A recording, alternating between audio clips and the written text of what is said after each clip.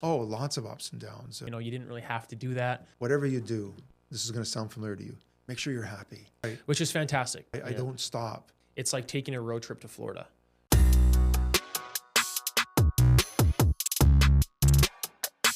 So, Bill, thank you very much for coming. Really appreciate you taking the time out of your day to come and chat with me a little bit about kind of who you are and the role that you play at Hotel-Dieu. Before we get started, I wrote down a couple things that I thought were important when I was looking at your bio online. So obviously you've got 30 years in leadership roles in different various capacities. You spent 6 terms on city council, and a lot of different awards. I'm not even sure exactly what all of the awards were for. You might touch on some of them, but I know you got the Municipal Recognition Award in 2022, Queen's Jubilee in 2012, Champions Award 23, Paul Fellow Harris from the Rotary. So you have a lot of different experience in the area. And so what I wanted to do to start was just kind of talk a little bit about where you grew up, kind of how you grew up. And the big question I want sort of in the first few minutes here is to understand sort of what made you drive into these leadership roles, because you've been doing this for quite some time, and the city of Windsor, Essex, really the region, has a lot to thank you for, I would assume, with all of the stuff that you've done. Well, thank you, Sean. It's a genuine pleasure to be here and to talk about these things. I'll start off by saying something about your very last comment. The gratitude actually goes the other way. You know, my family and I came here in the late 60s. We're first-generation Italian immigrants. And both my mom and dad grew up in the same village in southern Italy. It was a very poor environment. There was a lot of poverty in that part of Italy, especially in that time of the decade, if you will. So I didn't have a say in the matter, moved to Switzerland first to find work. And it was not unusual for there to be these massive immigration patterns from southern Italy into Germany, Switzerland, France. They settled in Switzerland. I was born in Switzerland, actually. Still have a ton of family there. Wow. In the late 60s, they chose to come to Canada. There was still quite a boom especially in the automotive industry. And we already had family here, both in Detroit and in Windsor. And the majority of our family, like this would have been siblings to my mom and dad, they were already working in auto parts plants and big three at the time, the true big three.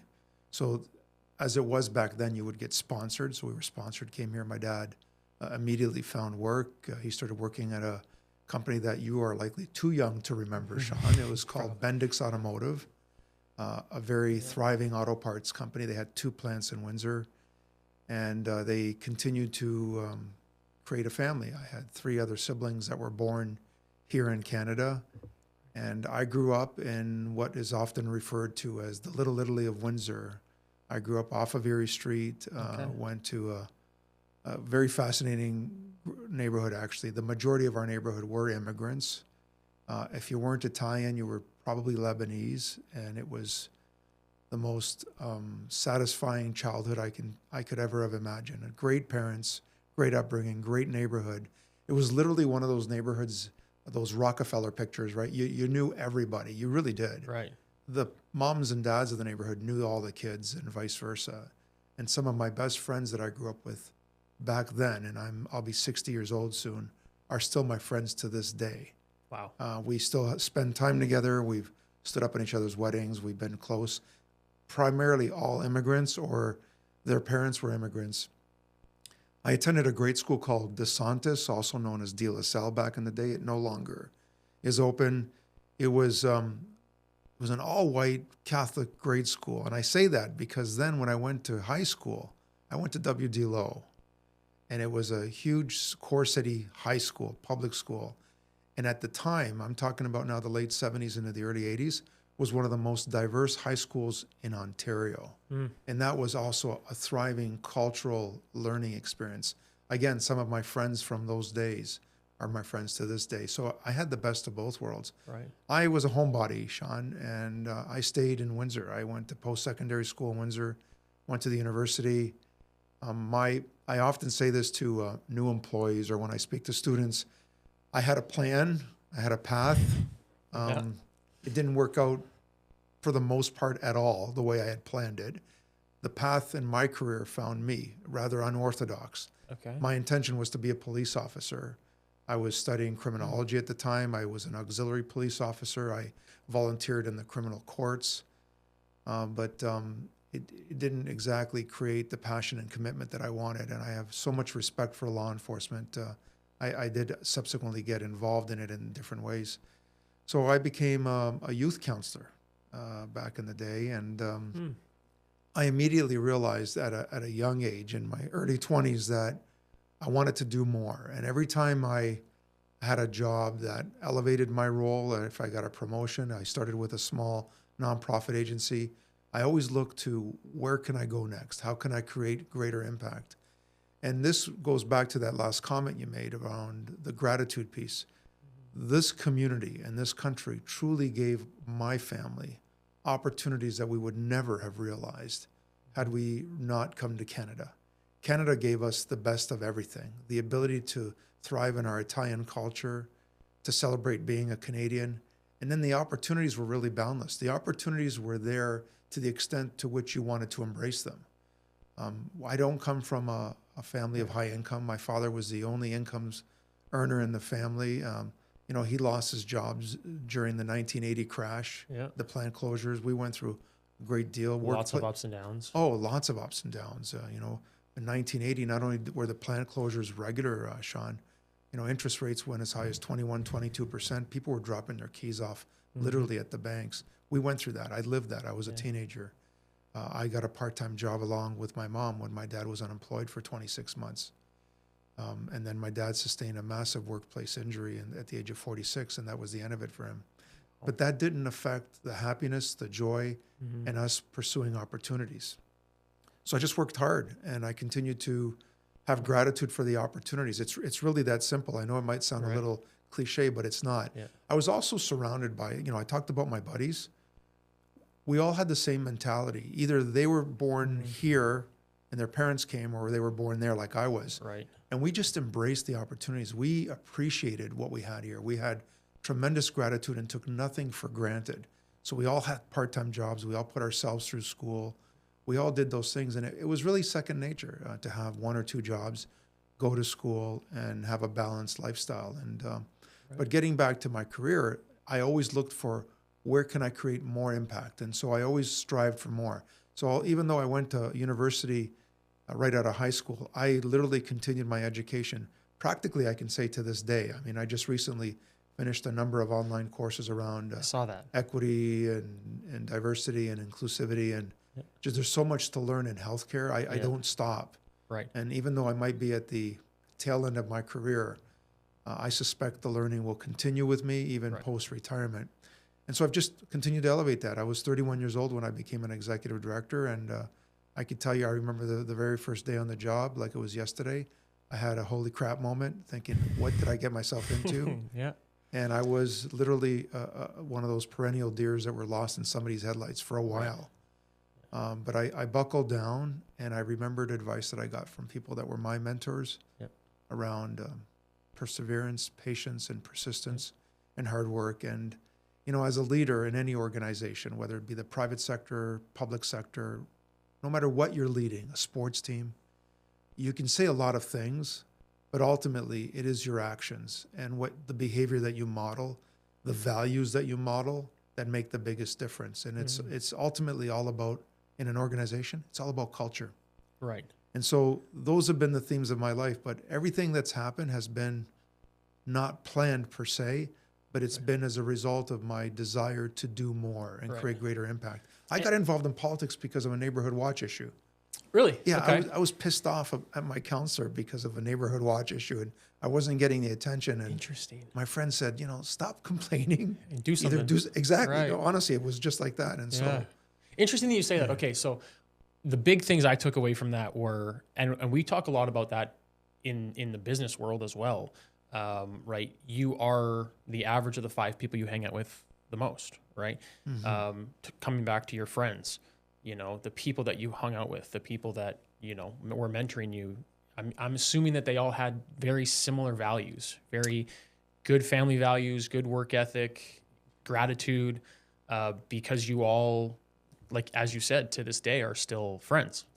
They are some of the most successful people of our region. One retired recently. These guys, they beat me to retirement in their 50s. A VP of a large pharmaceutical in Michigan. Okay. One of my best friends had his own accounting firm and thrived and did so well. And I have a handful of friends that are chartered accountants and engineers. I'm the only oddball that went into the public sector, by the way.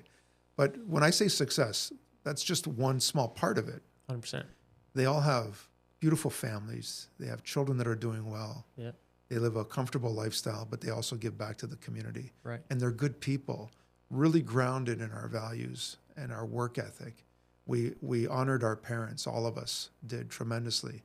And that's what created the people that we are. And I believe that that's what created some of the fabric in me around how I conduct myself as a leader at the hospital day in and day out. The way I conducted myself when I was involved in politics for those and 21 years. And I'm really excited to get into that, because I know when we first met pre-pandemic, you were very, very humble and gave me the tour of the entire place. You didn't really have to do that. It was a very interesting place to see, as someone who didn't grow up here in Windsor, coming from Alberta. The Windsor Essex area and the manufacturing is not something that I really dealt with growing up. So we're going to get into that in a sec. Tell me a little bit more about the desire to want more. You talked about, you had this plan, didn't quite go according to plan. But even though you got into the public sector, you always wanted something more. You're always striving for something better. Where did that come from? Really, it was, and to this day, it is the opportunity to create impact. I know I'm repeating myself. So, for example, I failed to mention I wanted to be a police officer. I didn't quite like being an auxiliary officer. I wasn't built that way. I applied to law school, didn't get in. I was prepared to give up until I found this passion around working with people. I knew that I had to be in the public service as a human service provider. And with whatever work ethic I had, I knew that I could take roles and create impact with people, whether it be a conversation or whether it be in a leadership role to move the needle ahead with programs and services. I spent the first 23 years of my career in community corrections. I oversaw detention centers for young offenders, custody facilities, addictions programs, educational facilities. We were creating an impact. We were making a difference. We were giving young people who had perhaps made some poor decisions, or for the most part, really, Sean, came from really difficult backgrounds and family situations. We gave them second, third, and fourth chances. I really believe in that philosophically, firmly. You don't write people off. You find a way to give them a chance. So I got a lot of gratification out of that. Yeah. And then, I was in a position to also help people with their careers. I felt gratitude that I had good people around me that gave me chances or gave me advice. I had a great professor, Professor Mary Lou Dietz at the University of Windsor. She was a game changer for me. She gave me some life advice, not education advice. It wasn't about the grade I was getting. It was about how I conducted myself with people, how I treated people, the whole issue of dignity and respect and values. And she encouraged me back in the day when volunteerism wasn't huge to get out in the community and really create the separation between myself and others. What makes you different? So those values were instilled in me by mentors, by family upbringing, and that's what created the drive in me. It's so powerful to know that you could have a career and hold a job down, and I obviously had to support my family, but at the same time, it's relevant every day. The work we do at Hotel-Dieu Healthcare on Prince Road, 24 hours a day, 7 days a week, is relevant every single day. It's impactful every day because it impacts our employees and the culture you create for them. It impacts our patients that are perhaps in a bedded unit or our outpatient clinics, our mental health clients, and their families. Right. It doesn't get more powerful than that. It drives me each and every day to this day, and I'm surrounded by a lot of like-minded people. We're not a rubber stamp organization, but we're like-minded as it relates to values, principles, and living our mission. Mm-hmm. So when I look back on my career now, and even the setbacks, and I've had setbacks, and perhaps that's a message we should convey to your listeners as well, to not be defined by setbacks, because we got to find another word for it other than setbacks. It's an experience you have to embrace. I didn't get into law school. I didn't give up. Policing wasn't what I thought it would be, and it didn't sour me at all. I ran for mayor in 2003 and lost that race. I was devastated at the time, but I looked back and I realized it couldn't have happened at a better time in my life. For Right. example, my dad got really sick after I lost the race, and he ended up passing away. Yeah. I would never have had the time with my dad had I been busy had you with the mayor. gotten, yeah. And then what happened after that? After I got back into politics, I mean, that's when you look back, it's kind of bizarre, but it's not. Right. It's divine in many ways. Yeah, it's interesting you say that because you had a teacher at school, who gave you a lot of advice. I had one teacher at school in university in the States gave me two different pieces of advices. The first one he told me was that most people take what they love and they go and find a job that is in that field, and then what ends up happening is that passion is no longer something they love doing. And a lot of people can fall into that trap because, if you love painting's pretty hard to, pay the bills sometimes, right? What he said was what some people should do, maybe not everybody, but he said what some people should do is figure out what they want their life to look like and then go find a career that would actually give them the life that they want. And I was one of the kids that kind of took that to heart because I didn't really know what I wanted to do. But hearing that, I always knew that I wanted to get dressed up, going to work every day. I wanted to have some flexibility. I wanted to have, freedom of time. And it's taken 15 years, but, my wife and I just had a child, which was awesome. We were just talking about that before we started this. Outstanding, right? It's been some tireless nights here, but, those two shall pass. Those two shall pass, yeah. And, but yeah, she spent about 6 weeks in the hospital. On bed rest, which was a pretty tough time, right? But luckily through, my career choice, I was, able to earn income, pay the bills, Right. and spend time with her at the hospital for quite a lot of it. Right. And that freedom and flexibility is something that I hold extremely dearly to me today. And it's why I do what I do, right? And so let's talk a little bit about the hospital.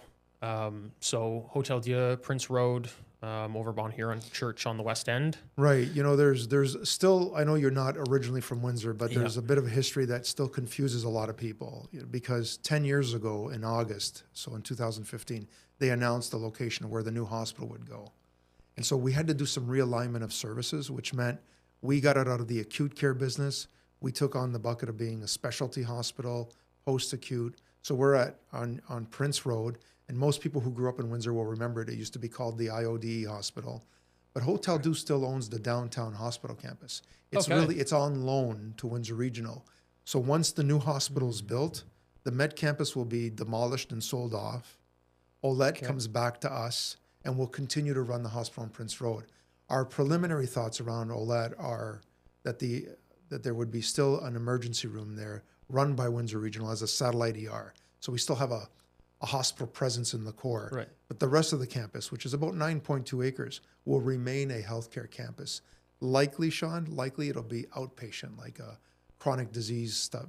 Like there's the dialysis clinic that'll stay there. Right. There could be diabetes clinics, foot clinics. We could bring probably some of our outpatient mental health patient clinics there as well. So just to kind of make sure that the listeners are aware of this, we own the downtown property. We are on Prince Road. We are Hotel-Dieu Grace Healthcare. And then at the end of the day, I'll say to you what I say to our employees. Geography matters not. What matters is the service you provide, Absolutely. the clinical outcomes, and the impact on families. So yes, bottom line, we're at 1453 Prince Road, Hotel-Dieu Grace Healthcare, and we're thriving there, providing the services that people need. Awesome. Because I know that you mentioned here you wanted to chat a little bit about the services that you guys provide and what makes you guys different. So let's kind of bring it back with some of your history, the culture that you grew up with, the diversity and inclusion that you had growing up. How have you managed since 2022 when you took over? How have you managed to include some of that kind of stuff in the culture of the hospital? Culture has been a fundamental and I would say a high priority for me in everything that I've done in my role and everything we've done as a team. So whether it be we developed a new strategic plan over the last few years, culture is embedded in there. It's embedded in our values. Our values are all about respect. They're all about kindness, being a team player, and social responsibility. Those are our values as a hospital. You'd think that we would identify clinical values, right?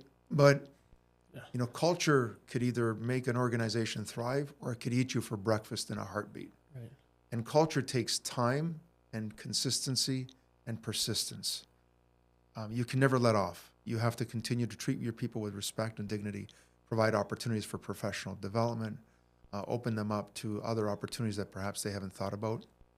You talked about the advice you got from your professor. It reminds me of my conversations that I have every month at new employee orientation.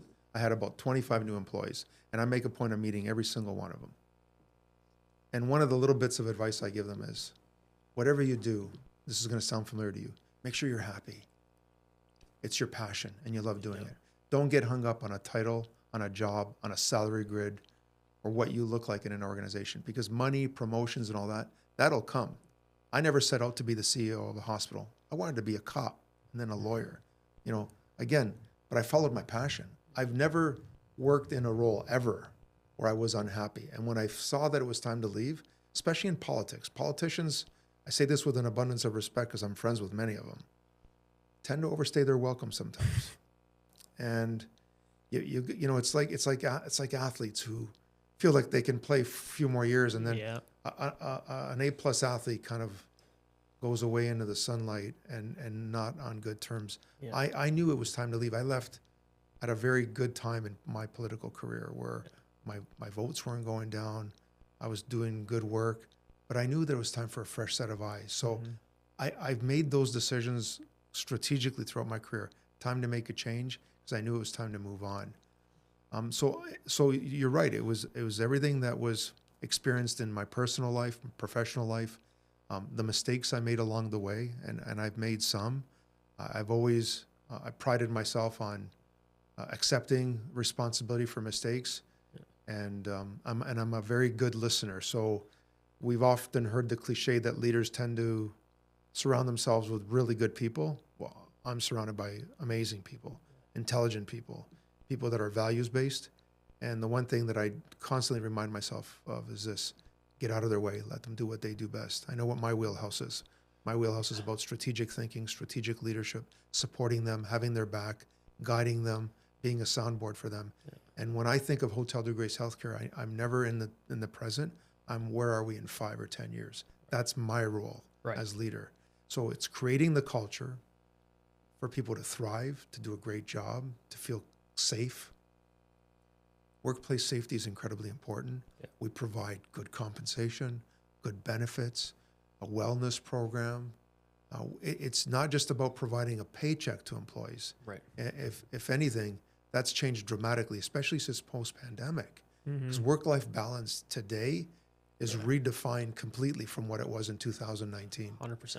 So we're always looking for those opportunities. We just invested $250,000 over this past fiscal year, notwithstanding our financial pressures, in leadership development. About 75 of our leaders at the hospital were certified in a 104-hour program about leadership. Wow. And you know, it's easy to go after low-hanging fruit when you have financial pressures, but from my experience, when you start clipping away at low-hanging fruit to make your financial balance sheet look good today, it'll come back and bite you in the butt in 5 or 10 years. And I've seen that happen in my career, and I won't repeat what I've seen happen that's not good for an organization. Yeah, the long-term success of constantly thinking 3, 5, 10 years down the road has to be there, right? Because where else are you going to go? Right. I always say in our financial practice, I always tell people when I'm building financial plans, it's like taking a road trip to Florida, right? We're in Windsor. It's great. You don't just get in your car and start driving and hope that you're going to make it to Miami, right? You have to have a path. Well, what road am I going to take, and where am I turning off on, and where am I filling up gas, and what am I doing? And those things are 5 and 10 and 15 hours down the road. Right. You can't just focus on the kilometer in front of you that you can actually see, right? But like a financial plan, you want to build in latitude to respond to unexpected circumstances. Correct. So we have that flexibility and latitude. When we developed our strat plan, for example, recently, typically a strat plan leads to an operating plan and you implement it. we created an implementation strategy. And I know it's I'm not playing with words here. It's true. It's a true distinction. An operating plan would be a document with set goals and timelines, whereas an implementation strategy gives you that fluidity and latitude to respond to external dynamics. And we're subject to that on a regular basis. A change in government and a change in philosophical funding is a massive change for us. And we're going through it now. So we have an implementation strategy, and I'm planning a retreat for September as well for our board and our senior team, because I want to talk more about adaptability and innovation.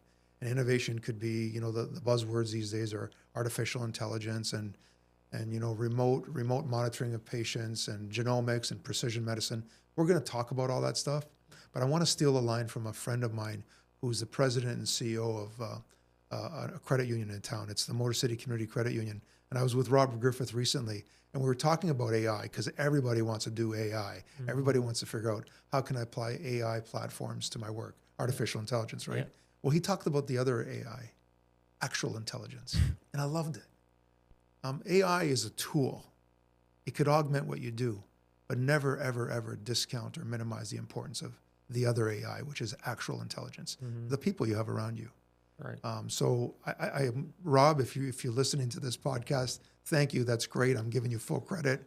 It's your terminology, but it makes sense, Sean. It does. You want to have, no different than your business. You want to build a plan, have a roadmap, and how do you build in the opportunity to respond to unexpected circumstances, right? An illness, a loss of job. Those things are out of your control. Right. And I didn't work with a financial planner until 2004. So for me, it's been 21 years. I do regret that I didn't start earlier.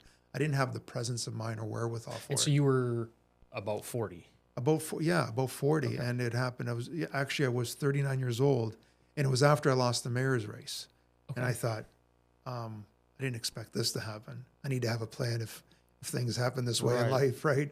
And so it was everything from our ESPs for the kids to our RSPs. And even though I'm blessed to have an occupation where there's a pension, I didn't want to take that for granted. I needed to prepare not just for me, but for my family as well. And so other than the mayor, other than losing the race for mayor, what were some of the reasons why you felt you wanted to seek out a financial advisor? Well, at that point I had 3 kids, 3 young children.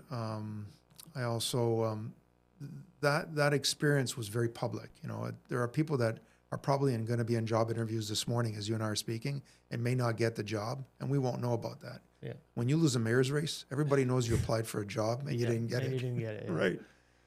So it was a very moving and difficult experience at the time. In retrospect, I honestly, and I say this with absolute genuineness, I appreciate that experience because it changed my mindset. It was like, okay, take control. You have ability to take control over certain things in your life. And I did. Right. I focused on my career. I ended up getting back into politics, which is a whole different discussion for another day. And that was successful. But the other part of having control was I needed to make sure that I was being a responsible father and husband. Right. And I wanted to make sure that from a financial perspective, my kids had, if not the opportunities that I had, more than what I had. And that's a very typical immigrant mindset. Mm-hmm. My kids should have more than what I had. I want to give them more than what I experienced. So I wanted to make sure that they would go to school, feel comfortable doing what they were doing. I had to work multiple jobs as a young person, which at times my mark suffered from it. I didn't want them to be in that situation. So I was motivated by family and responsibility and some of the values that make you a good husband and a good father. Yeah. And so both my wife and I worked with a planner, and to this day we're still with him, and awesome. Introduced us to things that we never thought about. So I've shared this with you in prior conversations. Yeah. We took out critical illness insurance. So here we are in our 30s, very healthy people, non-smokers, didn't have any concerns whatsoever. We still had all 4 of our parents, my wife and I, which that changed dramatically. And we thought, do we really need this? And we listened to our financial planner, and we thought, yes, it's insurance. Mm-hmm. Insurance means peace of mind. Insurance means giving you a comfort level knowing that, heaven forbid, if things go sideways, you have some sort of a fallback. Right. And that goes back to what I said about work, the plan. Yeah. What have you built into your plan to be able to respond to external factors? It's no different in your personal life. Right. And so let's talk a little bit about that story. And you can share as much as you want to. So you guys are in your 30s. He introduces you to, and I'm assuming he introduced you to other things as well, potentially That's life right. insurance, Right. critical illness, disability insurance, The whole platform. the whole platform, Right. which is fantastic because that is what financial planners are for. They should be sharing all of the options and letting the clients decide what Right. things they want to go with. Yeah. You know what impressed me, Sean? It wasn't just introducing me to products. And I'm sure you do this in your practice. It took 2 or 3 meetings. We talked about lifestyle. We talked about life goals, ambitions. You know, what are the things you'd love to see happen? What drives you? What motivates you? Our values.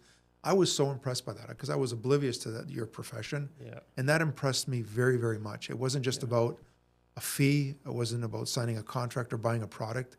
It was about also our lifestyle and our values and our priorities. Right. And how can you, coming back to what you said earlier, how can you make a plan with contingencies Right. if less the person who is on the other end making that plan knows what those other contingencies may be, right? If, you know, if I was sitting down with somebody today, and luckily I am my own financial advisor, but if I was sitting down with somebody today and they didn't know that maybe my wife and I were planning a second kid or a third kid or planning to move, then those contingencies are going to mess up the plan if that person doesn't know what our goals are and what we're looking to achieve, right? So knowing our clients inside and out, being able to know what their families are, what their values are, what their goals are, is a super important part of what we do, right?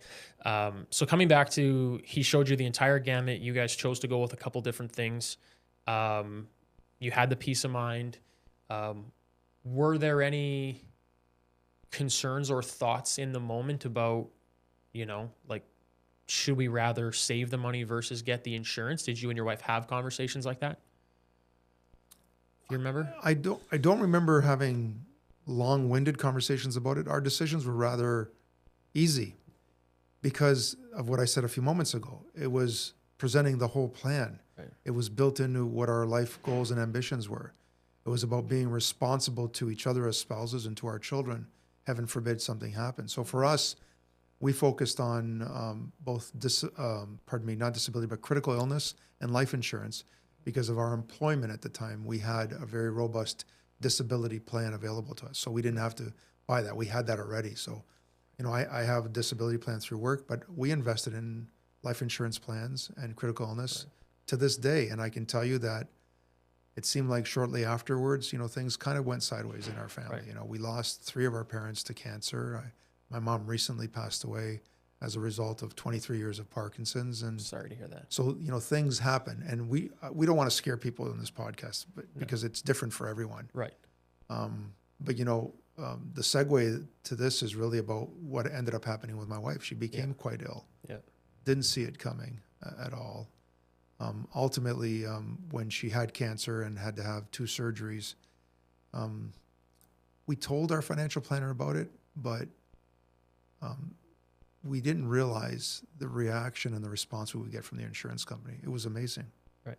A couple of reports, not even a phone call, not even an interview. All they needed was some clinical reports, the pathology report. Mm-hmm. They knew there was surgery and the cancer had been successfully removed. And by the grace of God, she's cancer-free to this day. Which is awesome. But next thing you know, there's a check in the mail. Right. And that check in the mail, what did that do for you guys as a family for that recovery period afterwards? Well, for anyone who has experienced a critical illness, whether it be cancer or a lifelong diagnosis, something that's chronic, Heart right? attack, Anything at all, strokes, Sean. And I see it every day yeah. at the hospital. I bet. It brings a lot of pressure and stress. Yeah. And the part that some people may not realize if you haven't experienced it, it has a significant impact rather on your mental health and wellness as well. And it puts a lot of pressure on you. And what that does is, money doesn't solve everything. Money doesn't buy you your health. It doesn't.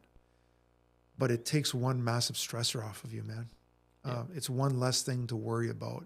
And in our case, you know, at that point in our lives, it paid off some debts. It took a lot of stress off my wife. She didn't have to go back to work. Mm-hmm. That was a wonderful luxury to have. She had a Right. thriving career with the Bank of Montreal for 23 years. Good job. But she needed to recover fully, Yeah. physically and mentally, and we needed to recover as a family. Right. And so it's not just about the dollar amount, but it's what that gives you, that freedom to make decisions that you wouldn't otherwise be able to make. Right. It takes a lot of stressors off of you. And we're really fortunate to have made a decision when we did, because at the age that we did it, we were healthy, we were young. It really didn't cost a whole lot Yeah. because it was based, as you know better than I, on your current situation. And, if anything, I would have done different. I would have done it earlier. Yeah. And I would have advised more people in my circle to do it as well. Right. And so this is a good opportunity now to share. Yeah. I've shared my story many times personally, Yeah. but I've never done anything like this. Yeah. It's amazing to me that it's interesting because you said one thing, and I'll come back to that. But insurance, whether it's life insurance, critical illness, disability, is cheaper the younger and the healthier you are, and you can actually get it set up for life. Right. It doesn't have to be just for the next 10 years. You can have it set up for life where you never have to worry about it again. Right. But yet so many people are younger, they have that, what is it called? Invincibility complex, where That's right. they think that nothing's going to ever happen to them. Right. Yet Windsor, Essex, and I was shocked when I moved here and heard the statistic, but like Windsor, Essex is one of the highest cancer rates in the country, is my understanding. And so for a lot of people to think that, well, it's never going to happen to them. I mean, it's 1 in 2 people in Windsor, Essex will have cancer at some point in time in their life. 1 in 8 men will have prostate cancer. There's a lot of statistics out there. Yeah. The one that's mind-boggling is we're talking about cancer, but it's heart disease. Cardiac events is the number 1 killer of women in Canada. Really? More than the top 3 cancers. But when you think of, if I can use this term loosely, the marketing of cancer research and raising funds for cancer, they do an amazing job. There's a CIBC walk, there's Cancer Month. Yeah. But if you look at statistics for cardiac events and the rate that women die of, women especially, it's the number 1 killer of women. So it could be heart attack, it could be stroke, it certainly could be a variety of cancers. Right. We're doing better in those areas. My colleague, Dr. Steen, and I were talking about breast cancers a few years ago when one of my family members developed it, and we had talked about how far they've come with research and being able to treat cancer. And the obvious is the earlier they catch it, the better, right? Yeah. But it doesn't discount the importance of having insurance, because even if you go through that episode and you're able to survive it, those insurance opportunities, those financial impacts are positive for the reasons that we've talked about. Even from a mental health perspective, you can't put enough emphasis on the importance of that. Right. Yeah, absolutely. And it's funny. It's interesting that you say that, because I think my mother beat ovarian cancer. I believe it's 3 years ago now. And she just ended up actually testing positive for breast cancer. So she starts at the end of the month. And it's one of those things where luckily she had life insurance. We got it for her when I got started in the business. But at her age and my dad's age, critical illness didn't make sense. It was too costly, because critical illness is one of those things where nowadays our medical advancements are so good that most of the time we'll get sick and live more often than we get sick and pass away. And so critical illness is one of those things where, the younger you are, the cheaper it's going to be. Right. It's better to get it then, because the older we get, it just gets more expensive. I'm still paying into it 21 years later. And your comment about demographics is spot on. We see it every day at the hospital. We have an older demographic. People are living longer. They are presenting with greater acuity and more comorbidities, so it requires more work, but the system sees exactly what you've described as it relates to patients that are presenting at the hospitals. Yeah, it's crazy. And so we only have a few more minutes left. One of the things that I wanted to, I asked you before we set this up was, what do you think if you could say 2 or 3 sort of main lessons that you learned throughout, whether it's throughout your life, throughout your childhood, throughout your career, what do you think 2 or 3 lessons would be that people could take away from this 45-minute chat that they could implement into their life to make things better for themselves? Well, there are lessons that are applicable to both life and career and actually even family. It's about being, first as a person, being humble, and if you're serving in leadership roles, serve with humility and respect and dignity, to not abuse those authoritative opportunities, but to embrace them as opportunities to create impact. I think values and principles are important. They're important as you conduct yourself as a spouse, as a parent, as a friend, as a colleague at work, as a leader. Prepare for the unexpected. So we can talk about strat plans, implementation strategies, adaptability, innovation. Talk about insurance, preparing financially for things you just don't expect. You know, I know this is horribly cliche, but expect the unexpected.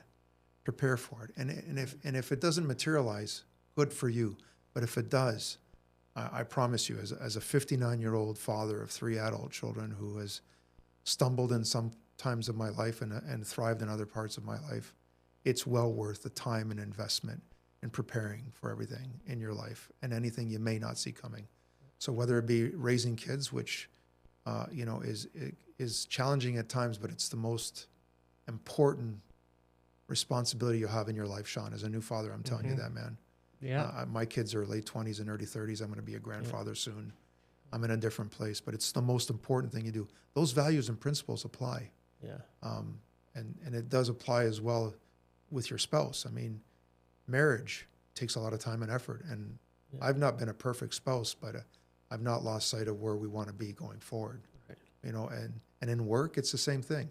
And also, you know, don't kick yourself in the ass when a mistake happens, or if a decision that's made, perhaps you look back and say, why did I do that?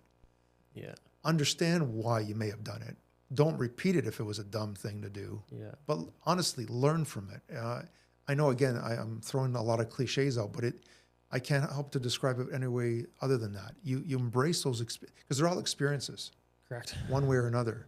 And they create the nature of who you are going forward. And also the impact you have on people, whether it's a conversation we're having in this room today, you know, be authentic. Yeah. You know, be a discerning listener, be authentic, give people the time and respect that they deserve when you're interacting with them or talking to them, whether it be a one-time conversation or a long-standing relationship. It's all about values and principles, and being humble and serving with humility, whether you're in a family environment or at work. And I guess the last statement that's always worth repeating is, if you have an opportunity to introduce measures in your life, professional or otherwise, or even personal, that can protect you against unforeseen circumstances, do it.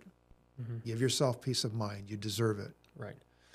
Awesome. Yeah, it's interesting that you say that last part there, because it reminded me one of the favorite movies, Wedding Crashers.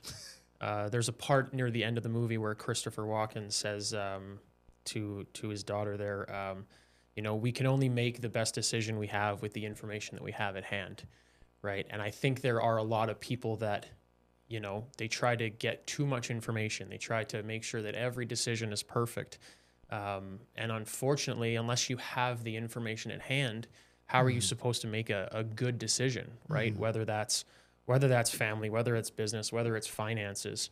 It's one big reason why my business partner and I, we want to share financial information to people. We want to make sure that they get, you know, the full gambit of what is available, because I find that the more educated a person is, the more likely they are to make the right decision for them, right? But it comes with education first, right? So that's most of the time we have today. Jason and I talked a little bit about ending the podcast with a little question to most people. So I'll ask you the question first, which is, when it comes to success, give me 2 or 3 sentences of what you think success is to you. For me, keep in mind the context. 59-year-old guy with adult kids and a grandchild on the way. So my primary success is my family. And that might have been a different answer 10 or 15 years ago. That comes with maturity and life experience. 100% it's my family. Yep. And then there's the ability to work in the environment that I do, where I know that the work we do every day, I've got a career where it's relevant and impactful every single day. Any of my colleagues who hear this are going to roll their eyes because they hear it every single day. But the work we do is relevant and impactful. Yeah. We help people, even if it's end of life. We give them a death with dignity. We help them restore their souls, their minds, and their bodies. And then living in the community that we live in. I mean, it just, it doesn't get any better. I think Windsor is one of the best places in the world. I've traveled a little bit. I'm not a global traveler. I have family in beautiful parts of Europe, and they are beautiful. Can't imagine being anywhere else. I agree. And so that's, to me, success. Family, a career that gives you the ability to create impact. And I pride myself also, I'm a good friend. I'm a loyal person in my friendship groups. And I value my friends tremendously. Yeah. And I'm blessed with many of them. So those are the measures of success. Yeah. Everything else, the material stuff is nice, but it's not the measure of success that it really carries you through life. Right. That's awesome. Well, Bill, thank you very much for taking the time out of your day to chat with me today. We'd love to have you on the podcast again at some point in time down the road. But that's a wrap. Sure. Look forward to doing this again sometime, Sean, and thanks for the opportunity. I appreciate this very much. All right. Thank cheers. You.